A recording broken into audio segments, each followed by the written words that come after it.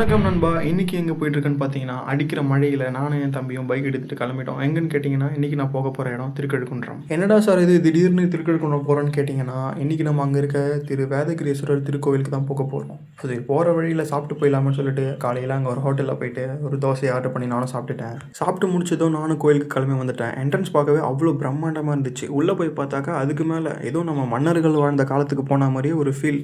கோயிலுக்குள்ள போக போக சுத்தி இருக்க அந்த தூணெல்லாம் பார்க்கும்போது அழகா பிரம்மாண்டமா இருக்கும். எப்படிடா அந்த காலத்துல இவ்வளோ அற்புதமா செதுக்கியிருப்பான்ற அளவுக்கு நம்மள யோசிக்க வச்சுருவாங்க. கோயிலுக்குள்ள போனதும் வாங்கிட்டு வந்த 2 விளக்க அழகா சாமி முன்னாடி ஏத்திட்டு சாமிய கும்பிட்டேன். சாமிய கும்பிட்டதும் கையில பிரசாதத்த குடுத்தாங்க. குடுத்துட்டு கோயிலோட அவுட் சைடுக்கு போலாமேன்னு போனேன். அங்க போனா இதுதான் 63 நாயன்மார்கள்னு சொல்லுவாங்க. அவங்களுக்கு ஒரு கும்பிட போட்டுட்டு அதுக்கு பக்கத்திலேயே பார்த்தீங்கன்னா, எனக்கு புடிச்ச சாமி ஒருத்தவங்க இருக்காங்க. அவங்களுக்கு 3 விளக்க ஏத்திட்டு மனசுல நெனச்சது எல்லாத்தையும் வந்து கொட்டி கொட்டி கொட்டி தீர்த்துட்டேன். சாமிய கும்பிட்டு முடிச்சதும் அவுட் சைடுக்கு கிளம்பி வந்துட்டேன். அங்க வந்து பார்த்தீங்கன்னா, பார்க்க எல்லாமே அவ்வளோ பிரம்மாண்டமாவும், அழகாவும் இருக்கும். ஏன்னா காலையில மழை வந்துச்சு. அதனால பார்த்தீங்கன்னா, பார்க்க எல்லாமே சூப்பரா இருந்துச்சு. கோவிலுக்குள்ள அங்க இங்கன்னு சொல்லிட்டு நானும் கொஞ்ச நேரம் சுத்திக்கிட்டே இருந்தேன். ஏன்னு பார்த்தீங்கன்னா, அந்த கோவில விட்டு எனக்கு வெளிய போக மனசே வரல. தூரத்தில என்னடா இது ஸ்டேஜ் மாரி தெரியுதேன்னு சொல்லிட்டு கிட்ட போய் பார்த்தா, அதில அனைத்து கோபுரங்களும் எழுதிட்டு இருந்துச்சு. சரி நான் அது மேல ஏறி தான் என்னதான் தெரியுதுன்னு பார்ப்போம்ன்னு பார்த்தா, மேல இருக்க சிவன் கோவில்லேருந்து சுத்தி இருக்க எல்லா கோபுரமும் அவ்வளோ அழகா தெரிஞ்சது.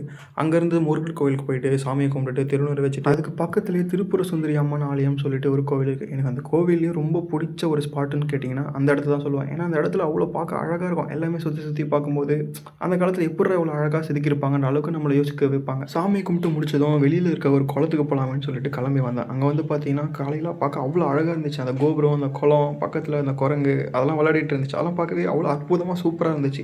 சரி அங்கேருந்து மலை கோவிலுக்கு கிளம்பி போலாமான்னு சொல்லிட்டு நான் கிளம்பி வந்துட்டேன். அங்க மேல போறதுக்கு பார்த்தீங்கன்னா, டிக்கெட் எடுத்துட்டு தான் போனோம். கூட அப்போ என் அண்ணனும் வந்துட்டாரு. நானும் அவரும் கிளம்பி சரி ஏறு ஏறுன்னு ஏறிட்டே இருந்தோம். ஒரு கட்டத்துக்கு மேல என்னால ஏறவே முடியல. அந்த மனுஷன் பார்த்தோன்னா மாங்கு மாங்குன்னு ஏறிட்டே இருந்தான். ஒரு வழியா மேல ரீச் ஆனதும் வரும் பாருங்க ஒரு நிம்மதி. இவ்வளோ நேரம் நம்ம கஷ்டப்பட்டு நடந்து வந்தது எல்லாமே ஒர்த்து தான்ற அளவுக்கு நம்மள யோசிக்க வைப்பாங்க.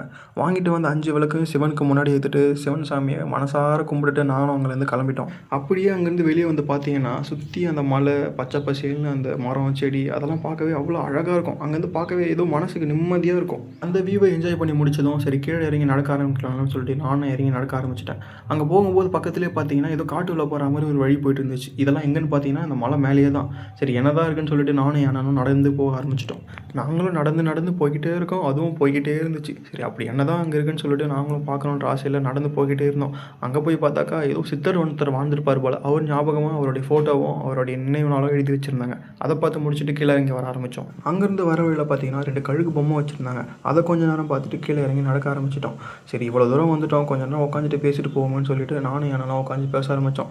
நாங்களும் பேசுறோம் பேசிக்கிட்டே இருந்தோம். டைம் போனதே தெரியல. பேசி முடிச்சதும் நானும் என் அண்ணனும் வீட்டுக்கு பஸ் ஏறி